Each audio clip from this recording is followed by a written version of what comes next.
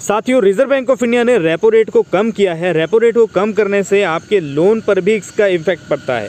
क्या इम्पैक्ट पड़ता है, इस बात को पहले समझिए कि जब आप लोन लेने जाते हैं बैंक से, तो बैंक द्वारा आपके लिए इंटरेस्ट रेट तय किया जाता है।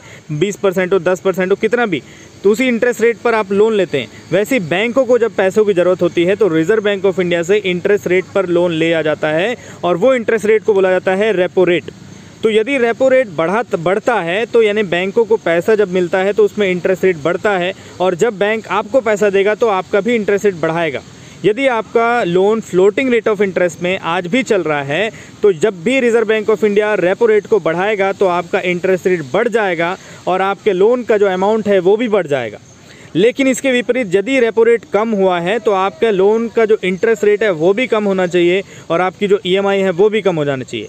तो इसके लिए दिए गए नंबर पर व्हाट्सअप करेंगे तो आपको इसके लिए जानकारी मिलेगी कि कैसे आपका जो ईएमआई है वो कम हो सकता है।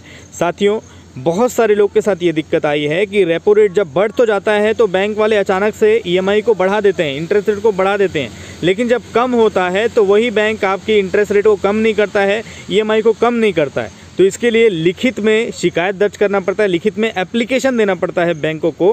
कैसे एप्लीकेशन देना पड़ता है, क्या एप्लीकेशन देना पड़ता है, दिए गए नंबर पर संपर्क करिए, सारी डिटेल में जानकारी दी जाएगी। आपके लोन पहले देखा जाएगा कि फ्लोटिंग में है कि फिक्स में है। यदि फ्लोटिंग में होगा तो आपका जो लोन है उस पर इंटरेस्ट रेट कम हो सकता है यदि रेपो रेट को कम किया गया है।